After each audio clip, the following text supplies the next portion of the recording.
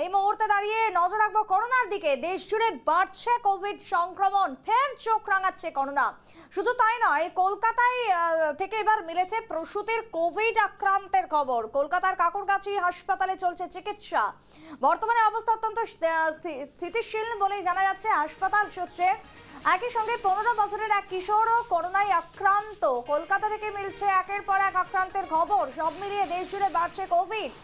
করোনার নমুনা পরীক্ষা করার ক্ষেত্রে এবার গুরুত্ব, বিশেষ করে 15 বছরের কিশোর করোনায় আক্রান্ত কলকাতায়। তারই সঙ্গে এক প্রসূতি, যার প্রসূতির এই মুহূর্তে করোনা আক্রান্তের খবর মিলেছে। কাকুরগাছি হাসপাতালে চলছে তার চিকিৎসা। বর্তমানে স্থিতিশীল অবস্থা বলে খবর। কলকাতা থেকে মিলছে প্রসূতির কোভিড আক্রান্তের খবর।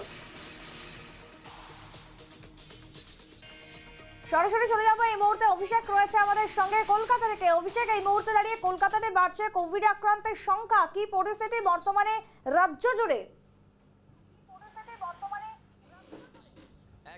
একেবারেই রাজ্য এবং কলকাতা সব জায়গাতেই কিন্তু আবার নতুন করে কোভিডের ঢেউ।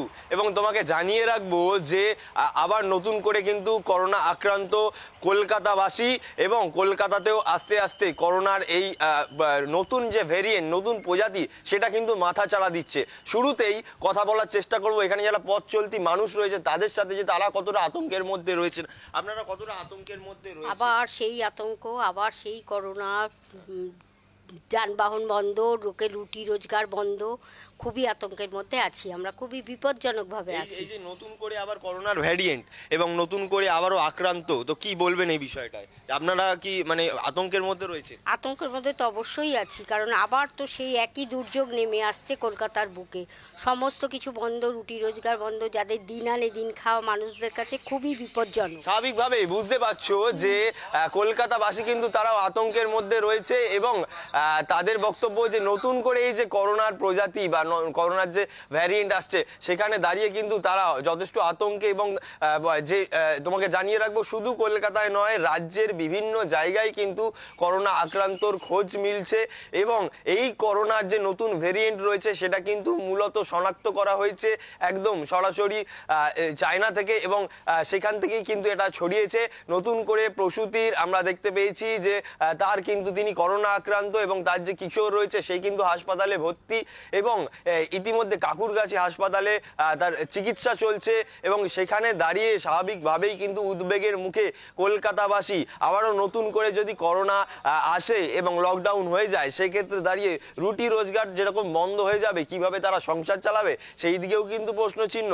এবং যারা বাচ্চা রয়েছে, বয়স্ক রয়েছে, তাদের নিয়েও চিন্তা করছে মূলত কলকাতাবাসীরা। কারণ বেশিরভাগ কলকাতা যে হাসপাতালগুলো রয়েছে সেখানে কি বিশেষ বা আলাদা কোনো ব্যবস্থা নেওয়া হয়েছে, যেহেতু আক্রান্তের সংখ্যা বাড়ছে কলকাতা জুড়ে?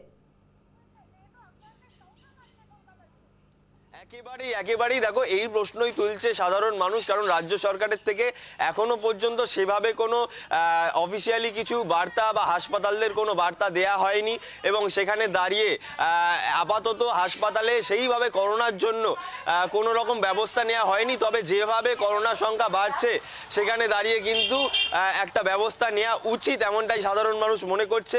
এবং আস্তে আস্তে যে এমার্জেন্সি বিভাগগুলো থেকে, জরুরি বিভাগগুলো থেকে শুরু করে করোনার জন্য আলাদা জায়গা তৈরি করা, এবং আস্তে আস্তে গোটা বিষয়টাকে একদম নিজেদের হাতের বাইরে যাওয়ার আগে হাসপাতালগুলোকে একদম তৎপর রাখা, এই বিষয়টা কিন্তু যাতে তাড়াতাড়ি হয় এমনটাই কলকাতাবাসী চাইছে। এবং তোমায় জানাবো যে যেহেতু কলকাতায় ইতিমধ্যে করোনা আক্রান্তের খবর পাওয়া গেছে, সেখানে দাঁড়িয়ে কিন্তু আরও আক্রান্তের খবর পাওয়ার সম্ভাবনা আছে। এবং এই মুহূর্তে দাঁড়িয়ে হাসপাতালগুলোর যেরকম তৎপরতা নেওয়া উচিত, মানুষেরও সেরকম সেফটি প্রিকশন নেওয়া উচিত, এমনটাই বেশ কিছু সাধারণ মানুষের বক্তব্য। কারণ তারা বলছেন যে যদি আবারও আমাদের লকডাউন পরিস্থিতি বা করোনার যে পরিস্থিতি আগে আমরা দেখেছি, বহু মানুষের মৃত্যু, সেখান থেকে এড়াতে হয়, তাহলে কিন্তু আমাদের নিজেদেরকেও কিন্তু সতর্ক থাকতে হবে সাধারণ মানুষকে। এবং সেই ক্ষেত্রে দাঁড়িয়ে আপাতত আমরা দেখেছি বিভিন্ন রাজ্যে তারা কিন্তু একটা প্রিকশন জারি করেছে রাজ্য সরকারের তরফ থেকে, এবং সেখানকার যারা হেলথ ডিপার্টমেন্ট রয়েছে সেখান থেকে। তবে কলকাতার ক্ষেত্রে এই করোনা আক্রান্তের পর কি প্রিকশন নেওয়া হয়, কি তৎপরতা নেওয়া হয়, হাসপাতালগুলোতে কি বার্তা দেওয়া হয় রাজ্য সরকারের তরফ থেকে, এবং তারা কি নতুন কি ব্যবস্থা নেয়, সেই দিকেই কিন্তু নজর থাকবে।